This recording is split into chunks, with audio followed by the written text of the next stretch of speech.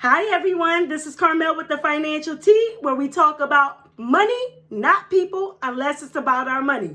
So today's topic, we're actually going to talk about Gabrielle Union, and once again, all about money. So she actually, I don't know if you guys heard about this, but she actually just came out and with a very interesting statement when she said that most black celebrities are 1 to 2 paychecks away from being broke. All right, she said most black celebrities are 1 to 2 paychecks away from being broke.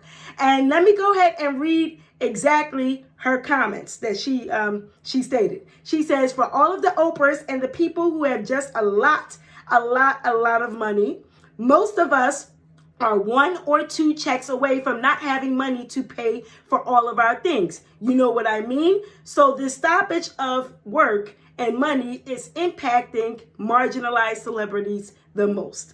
All right? So with this in mind, this is pretty interesting. And why do I say this? I remember when I came across this post, many people were like, please, she's lying, ain't no way. And here's the first thing I want to say about that. Of course there's a way. Think about it. What is the biggest thing that Corona has exposed about American economy and American spending, period? It's exposed that most of America is basically 1 to 2 paychecks away from losing it all. Let's start with the businesses. How many businesses so far during this pandemic? You're talking about even 1 and 2 weeks into the pandemic, talking about, we're not going to have money to go pay our rent. We're not going to have money to go ahead and pay our employees. We're not going to have X, Y, and Z. And I'm talking about just 1 to 2 weeks into Corona. So I'm not talking about 2 months later down the line, 4 months, 6 months later down the line, 1 to 2 weeks. So if big multi-billion-dollar corporations are having trouble staying afloat, what makes anybody think that regular people, celebrities, are going to be any better off? Okay, so let's just keep that in mind.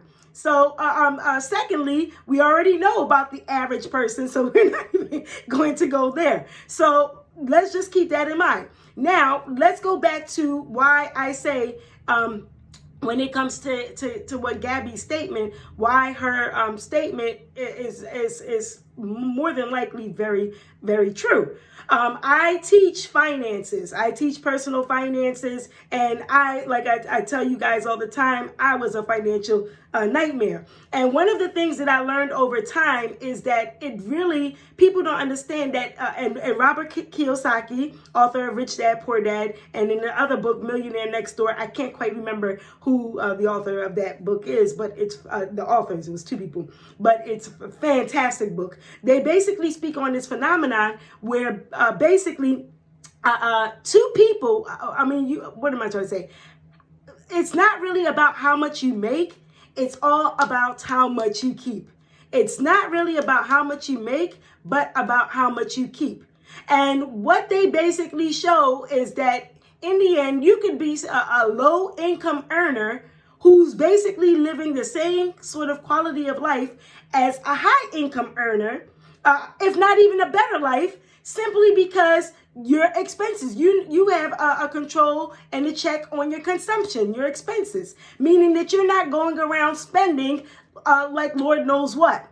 And this is the problem that that seems to be plaguing American society, that when people have more money, what do they naturally tend to do? They tend to spend more. All right, they get a little bit more money coming in, they're upgrading their homes. They get a little bit more money coming in, they're upgrading their cars. They get a little bit more money coming in, all of a sudden, every kid needs a bedroom. And I'm not saying that they don't, okay? I'm not saying that they don't, but just think about it. Back in the day, every kid did not have their own bedrooms, furnished with their own TVs, furnished with their own cell phones, furnished with their own computers and laptops, furnished with their own cars, sitting up, parked outside the garage, in the driveways, furnished with just everything. I mean, you just think about it. Our spending has literally gotten out of control in American society. And so when you talk about celebrities, it's not really far-fetched to believe that because you're a celebrity, that your expenses are automatically going to increase. You're talking about celebrities walking around with these multi-million-dollar mansions to live in, and meanwhile there's 3 or 4 of them, 1 or 2 of them living in a house, right? So, and then the fees that go associated with obtaining these mansions, etc. So these are some of the things that people have to keep in mind, that it's absolutely very plausible that people who basically make a lot of money are basically still struggling and living paycheck to paycheck. And this is the second thing I want to talk about. All right, 2 things actually I want to talk about, but let's go to the first thing. Paycheck to paycheck. That means then if they don't have money coming in, then they can't pay their bills. That right there is crazy.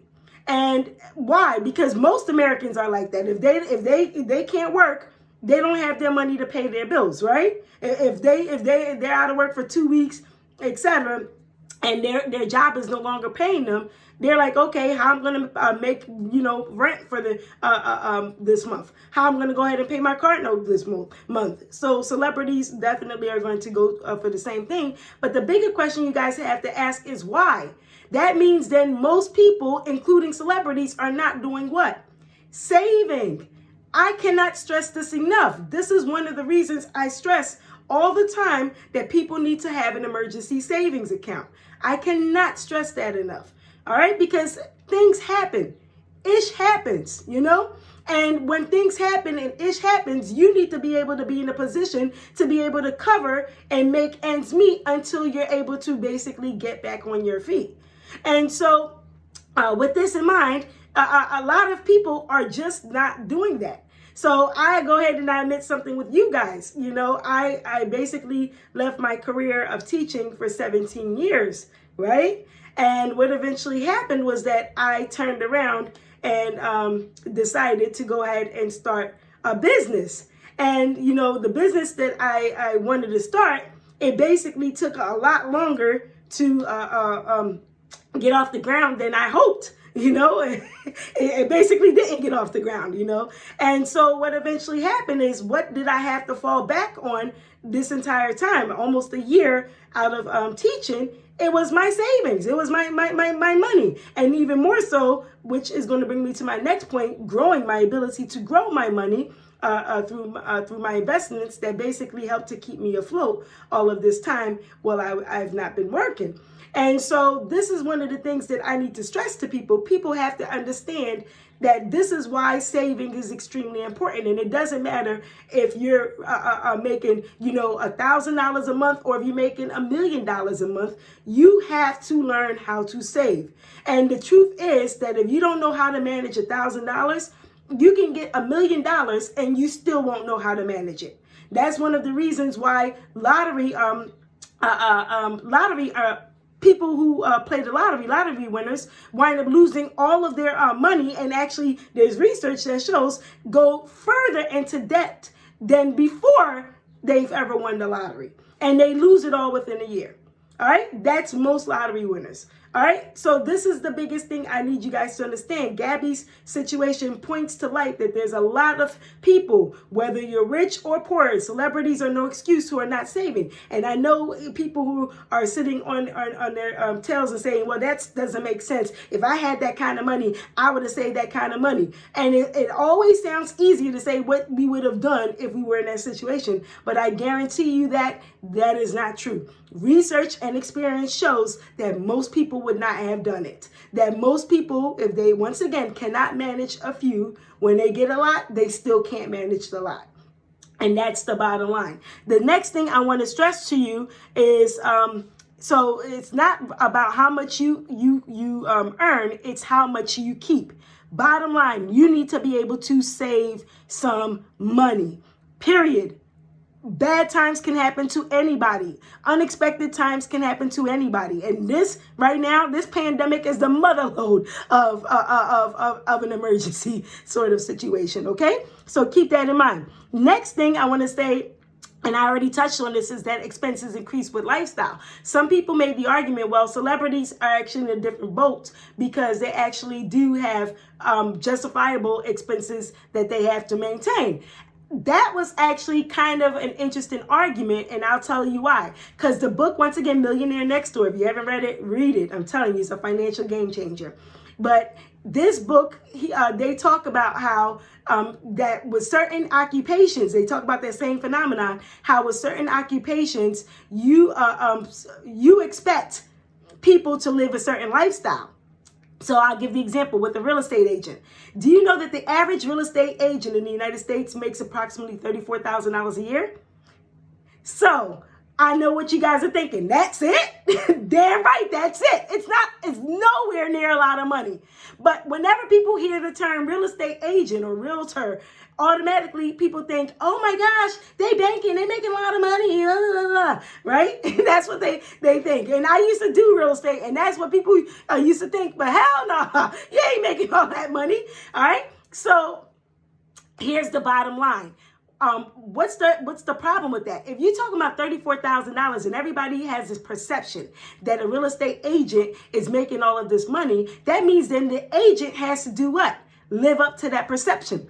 That means that agent has to turn around and start wearing nice clothing, nice suits, fancy suits, whenever they're going to go ahead and meet up with the client. They have to turn around and upgrade and have the nicest cars because, they can't be caught driving around their clients in, busted hoopty, right?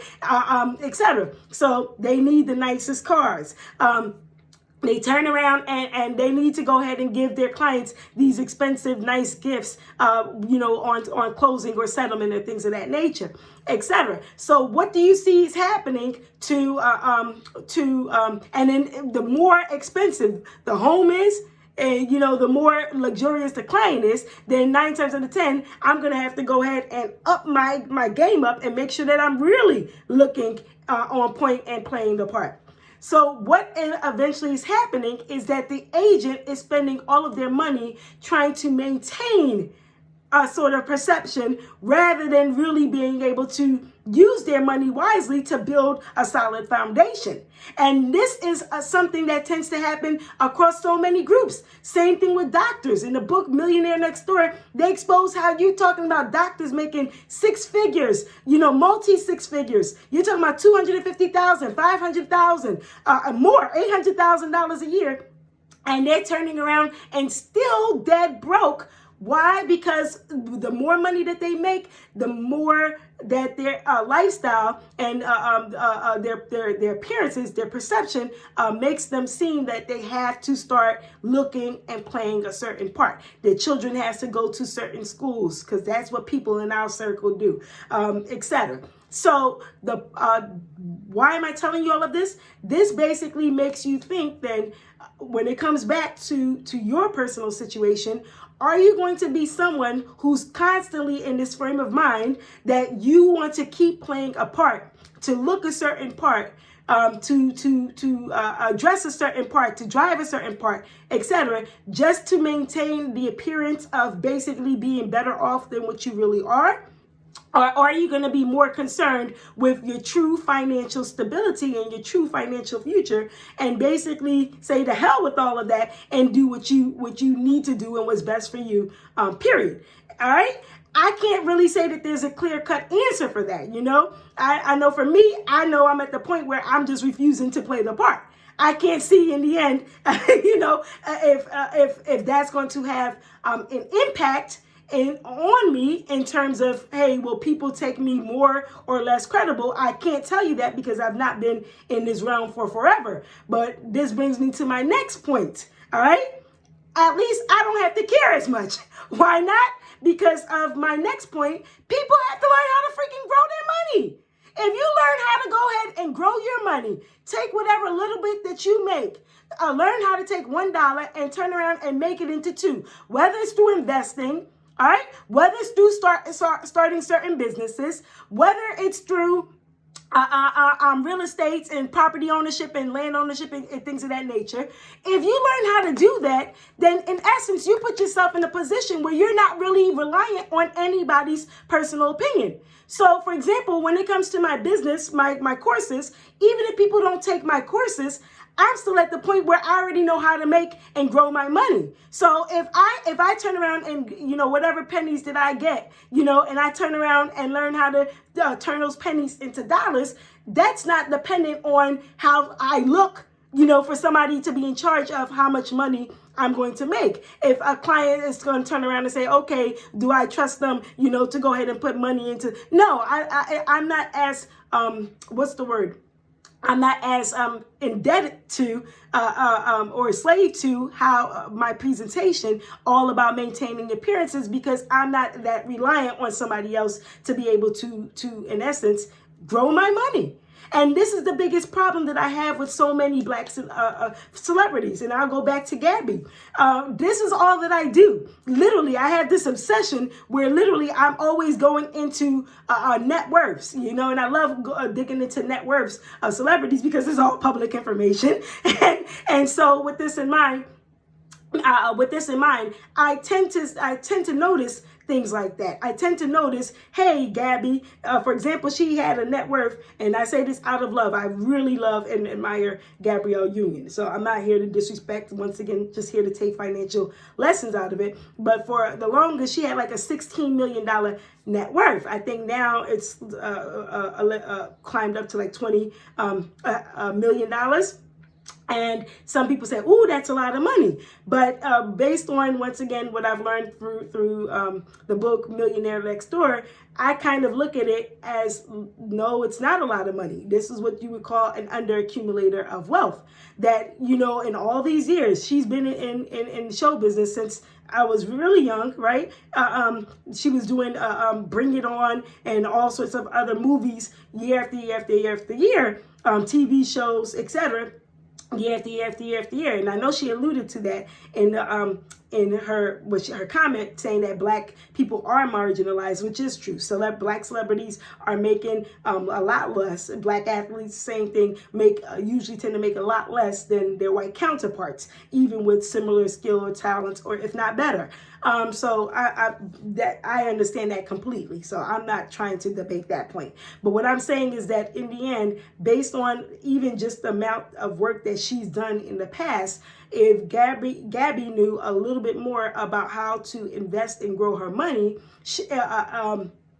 and basically didn't kind of fall trap to, well, I don't know what's going on with her situation specifically, so I can't speak on that. But if people know more about saving and then using, keep trying to defend and keep more of their money to themselves, and then trying to find ways to invest and grow that money, then what eventually happens is her net worth should definitely have been a lot higher over time. That's a given. It definitely should have, because she should have definitely had more money saved up, and then therefore she would have more ways to grow their money. So what's the lesson in it to the average folk is that we definitely have to get into the mindset of, once again, learning how to keep more of our money, all right? And then once we keep more of our money, learning how to grow that money. I'm starting to see that there's a lot of us who are learning how to save, and that's a good thing. A lot of us are learning how to save. One group I follow all the time, people are saving phenomenal amounts of money, and they're turning around and saving their 3 to 6 months worth of savings and things of that nature. Understood. But the problem I'm still seeing is that too many people still do not know anything about growing that money. And what becomes a problem with that, let's say like with this pandemic that's going on, once you're there for an extended period of time, you find yourself in a situation for an extended period of time where literally no more money is coming in, which can happen to anybody. You name it. You're talking about maternal leaves, maternity leave that's unplanned. Complication may cause you to get out of work earlier or come back to work later than you need to. Loss of a job, sudden loss of a job. The list goes on and on and on. You want to be in a position, what's going to happen is that even if you turn around and got, let's say, a year's worth of savings, it may have taken you 5 years, 10 years to save that year's worth of savings. And then now when an emergency situation comes, in 1 year, all of that money's gone. It's like, dang, I put 5 or 10 years into this, and in 1 year, it's all gone. Do we not see the problem with that? But if we learn how to turn around and grow that money, then what happens is that a little bit, as an emergency situation do come around, you can withdraw a little bit. And what eventually happens, you still keep more to let it grow. And then you withdraw a little bit. You still keep more to let it grow. You withdraw a little bit to still keep more to let it grow. And this is what eventually extends the value of your money. And so personally, I'm speaking from experience. So this is not something I'm just making up and saying from theory. This is what's helped me. This is what's kept me afloat. And so this is one of the things I think that more of us really need to understand. When I say that I am passionate about investing, this is the reason why. We have to learn how to find more ways to make our money grow. And this is what so many other groups have been privy to across America for far too long. I see that in the Black community, we're literally the last group to catch up and to understand literally the power of investing. And it doesn't always have to be in just stocks. You can invest in other businesses. You can buy and start your own businesses. You can invest in real estate. I prefer the rental rather than the flipping, but other people prefer the other, etc. But when you talk about flipping, then it becomes more like a full-time job, because you got to constantly do that in order for the income to keep coming, if that makes sense. Whereas rental, it can keep coming as long as you get your numbers right. So people don't understand that part. So the point that I'm just trying to make is with Gabby's situation, I 100% believe it. I 100% still think it's a shame, but Gabby doesn't have to be ashamed about it. She was open enough to put her life on blast so that we can all live and learn and think and understand the severity of this situation. Yes, it's not just you, Gabby. It's not just businesses. It's not just the American people. We're all in this crack together. Everybody, all levels of American society sucks financially. And we really have to start taking our money habits seriously. Literally, what you're seeing, this whole system is almost like a house of cards. Our business is a house of cards. Our personal finances is a house of cards. Celebrities, house of cards. Who really got it together in this country? We spend so much. You look at us and we look filthy, filthy rich. And meanwhile, our bank accounts are broke. Our portfolios are broken. You name it, it's broken. So these are the things that we have to take into mind. It's not just really about how much you make. It's about how much you keep. You want to make sure that whenever you make any money, that first of all, you're trying to keep as much of it as possible. And then the second thing, grow as much from what you keep, grow as much of it as possible. You do those two things, you will be well off. You will not have to worry. And that's it. All right. So this is Carmel. I hope you guys learned. I do offer courses where I teach people personal finance. I have a course called Millionaire Financials.